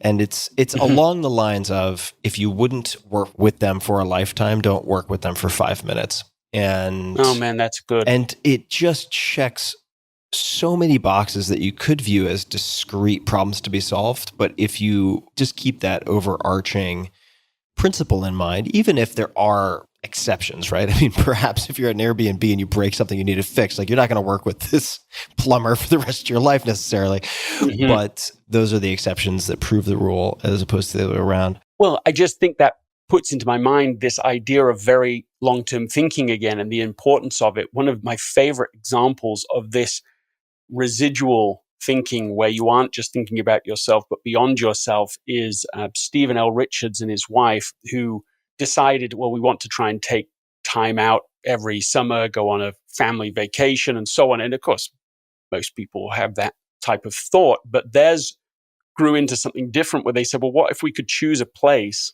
one time that every single summer afterwards, we wouldn't have to go through that journey of, well, where are we going to go and what are the dates and so on. And what started as what might sound not such a profound question or decision has gone on and on. They chose this one location, and here they are.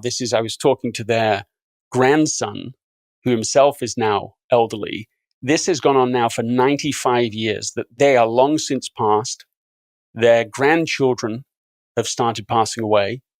And so they still have great-grandchildren who will meet at various times through the summer. So it's the same location. People have invested in different cabins and all of this. And he said on any given day through a whole period, like the whole 3-month summer, if you go to that location, you'll find between 30 and 100 people that come from the same Stephen Richards that started. To me, that's a powerful example of effortless results, the residual results, deciding for a long time into the future. And Stephen L. Richards, for those who don't know, was a prominent leader in the LDS Church, in the Latter-day Saints Church. Is that right? Is that the correct Stephen L. Richards that I'm thinking of? Yes, no, you're absolutely right. And his grandson is Stephen R. Covey, and it was his brother John Covey that I was speaking to that told me that story. And so it's really amazing to see that sort of intergenerational impact. And for those people who have bookmarked the Gordon B. Hinckley book that you mentioned earlier, I was able to surreptitiously tap on my phone silently, which is actually a trick. I put my phone, for those people who are experimenting with podcasting, I keep my iPhone on Do Not Disturb mode so that if there are items that pop up in the conversation, I can search them on my phone without recording any audible noise. Teachings of the Presidents of the Church by Gordon B. Hinckley was the book within which I believe there's the essay that you alluded to earlier in this conversation. Thinking of books, I had to wonder when I read your first book, Essentialism. It's like, well, how do you edit? How ruthless must you be when you are editing a book called Essentialism? I mean, that's setting high expectations for the copy editors and the editors, and certainly for the author, in this case, you. So in this second book, so Effortless, was there any darlings that you had to leave behind, anything that was left on the cutting room floor that was particularly difficult to leave out? There's so much that you go through in the editing process. And in some ways, I feel like there's 2-3 whole books that were written and discarded on the way to this final project. And most of those I feel really good about. But there is one that still just, I always wonder whether I made the right decision or not with it. It's a particularly powerful story of a mother who is with her very sick son at what turned out to be the very end of his life. And she was sitting next to him in the bed. And then, as literally his life is sort of draining out of him, she climbs up into the bed just to be right next to him, knowing that the end is really close. And hears him say, and these turn out to be his very last words, sort of in that in-between phase, when you're still here but somehow not fully, he just said, "It's all so simple, Mom. It's all so simple." And to me, that sort of message, that sort of moment is of great value, because I think that the spirit of that is just look at anything you're doing that's making life more complicated than it needs to be, where you're overthinking it, where you're overstraining, where you're overexerting, where you're overthinking. And you may find the very thing that's going to help you move forward. It may be as simple, it may be as easy as that. It's all so simple. Just pausing on that. It's so easy in a sense, difficult in other senses, to default straining. To feel like you're not doing enough if you are not straining, if you're not redlining, if you're not pushing to failure in some way. It's all so simple. That's a great story. I mean, it would make a great mantra for that matter. And that, in my mind, sort of begets a question that I may have asked you in the first conversation that we had on this podcast, but I'll ask it again, just in case there's a different answer, or if you want to add another answer. The billboard. My listeners, my long-term listeners are probably sick of hearing this, but sometimes every once in a blue moon, it pulls out a thought-provoking answer. If you had a billboard, here we go, metaphorically speaking, to get a message, a quote, a question, an image, anything out to billions of people, and if you prefer a push notification to all of their phones, what might you choose for that? Yeah, you did ask me that last time, and I love this question. And the answer I gave to that before, I remember, was light, just that one word. And what I meant by it was to choose light versus darkness in our life, to look for the light, to pursue it wherever we can. And as I think about that question now, with the journey that has gone on over these last couple of years, I feel like the word would be the same, but with a second meaning. So I think still it would be light, but in this sense now, that whatever has happened to you in life, whatever hardship, whatever pain, they pale in comparison to the power we have to choose what to do now, in this next moment. And in every next moment, we have a choice to take the heavier path or the lighter path. And so that's what I mean now when I think of that word light. There's a lighter way to do life. one of the things that I came across that I loved in the research was that now can be measured, that neuroscientists and psychologists have assessed in various ways the amount of time that makes now. And it's between 2 to 3 seconds. And I mean, that has profound implications to me. The word now comes from novus homo, which means a new man or man newly ennobled. And so if you connect all these themes together, it makes for such a profound thing that in this moment, whatever's gone before, in this moment, we have a choice. In that 2 to 3 seconds, we have a choice. Profound things can happen in 2 to 3 seconds. We've talked about some of them. You can say, thank you for something. You can say, I'm sorry. You can say, I forgive you.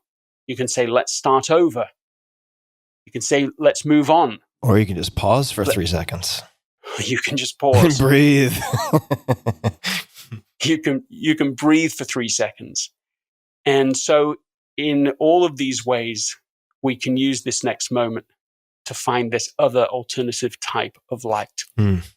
Choosing the light, not just in the sense of tone or benevolent charge, but also in the sense of weight, whether that be physical, emotional, psychological, or otherwise.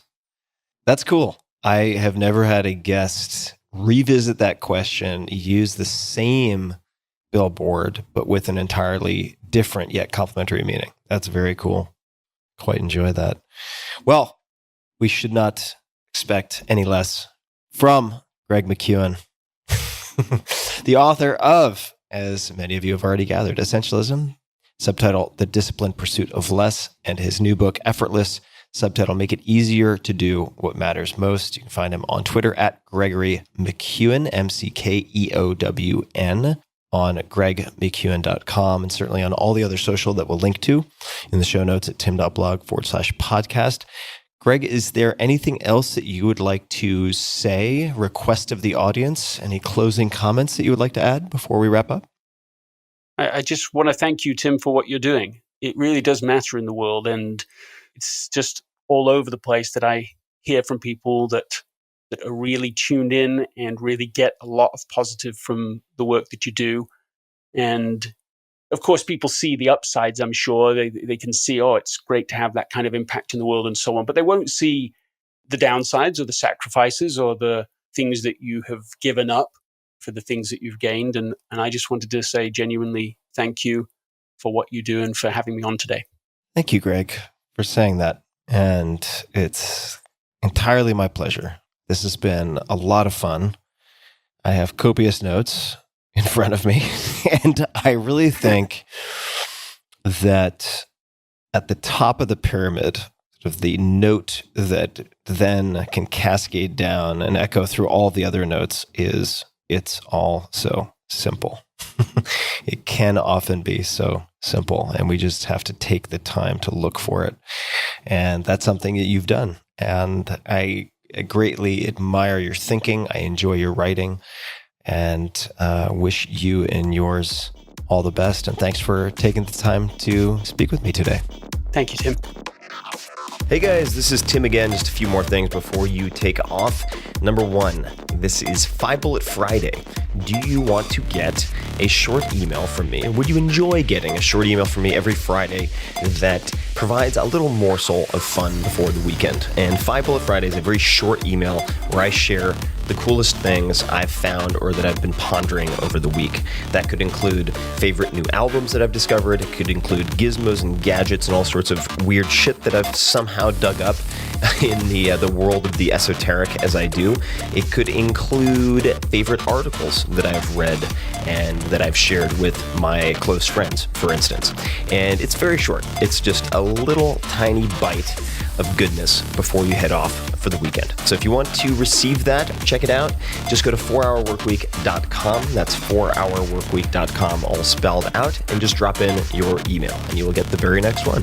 And if you sign up, I hope you enjoy it. This episode is brought to you by FreshBooks. When you're running your own business, it's easy to get weighed down by work that doesn't get you paid. That's why I love FreshBooks and have been recommending them for years on this podcast. It's an all-in-one accounting and invoicing solution built for small business owners like you. I've polled tons and tons of my listeners and readers who've brought up FreshBooks over and over again, and you guys have better things to do, so do I, than get caught up in admin work. Whether you're a podcaster or a creative agency, you can choose a plan that's right for you. FreshBooks has been used by more than 24 million people, and it can save you more than 11 hours a week by automating invoices, expense tracking, online payments, and so much more. Easy to understand reports and an intuitive dashboard let you know at a glance where your business stands. You can create, customize, and send branded and professional-looking invoices in about 30 seconds. You can also avoid that awkward exchange with your clients about overdue payments. FreshBooks automates sending late payment email reminders and allows you to send a customized message on your behalf. FreshBooks is a simple and intuitive tool for small business owners. But if you ever need a bit of help wrapping your head around something, they have an award-winning Toronto-based support team who are always happy to help. So try FreshBooks free for 30 days, no credit card required. Go to freshbooks.com/Tim and enter Tim Ferriss in the How Did You Hear About Us section. That's freshbooks.com/Tim and enter my name, Tim Ferriss, 2 R's, 2 S's, in the How Did You Hear About Us section. One more time, that is freshbooks.com/Tim. This episode is brought to you by Headspace. Life can be stressful, even under normal circumstances. 2020 has challenged even the most resilient people I know. It's highlighted just how much we all need stress relief that goes beyond quick fixes, or really the hope for just a one-and-done Band-Aid. Quick is fine, but we need stuff that is durable, and that's where Headspace comes in. Headspace is your daily dose of mindfulness in the form of guided meditations in an easy-to-use app. Now, you might ask yourself, very reasonably, there are 2,000 plus apps for meditation. Why would I use Headspace? Headspace is one of the only meditation apps advancing the field of mindfulness and meditation through clinically validated research. Headspace is backed by 25 published studies on its benefits, 600,000 five-star reviews, and more than 60 million downloads. So if people keep telling you to try meditation and you're like, when would I do that? When would I possibly have time? You should check out Headspace. If you have 10 minutes, Headspace can change your life. Headspace offers a really light lift and a lot of features to keep you going, which is part of the reason that I've used Headspace for years now. So whatever the situation, Headspace can really help you feel better. Overwhelmed? Headspace has a 3-minute SOS meditation for you. Need some help falling asleep? Headspace has wind down sessions their members swear by. And for parents, Headspace even has morning meditations you can do with your kids. Headspace's approach to mindfulness can reduce stress, improve sleep, boost focus, and increase your overall sense of well-being. And it really starts with very, very simple practices. And if you look at my case, for instance, I just went through one of the basics today with the co-founder, Andy. I think it's Putticombe, could be Putticombe, I'm not sure, but former monk turned into co-founder of Headspace, has the most soothing, hypnotic voice imaginable. And I did a 3-minute meditation, something like that. It's easy, it's fundamental, and it always puts me in a better space. So I'm going through the basics. Even though I've meditated for years, I'm going through the basics once again. And I would suggest to anyone that they consider starting there. Headspace makes it easy for you to build a life-changing meditation practice with mindfulness that works for you on your schedule, anytime, anywhere. We all want to feel happier. We all want more peace. And Headspace is meditation made simple. Go to headspace.com/Tim. That's headspace.com/Tim for a free 1-month trial with access to Headspace's full library of meditations for every conceivable, possible situation. You can break glass in case of emergency in almost any situation and find something on Headspace. This is the best deal offered right now for Headspace. So check it out. Go to headspace.com/Tim today.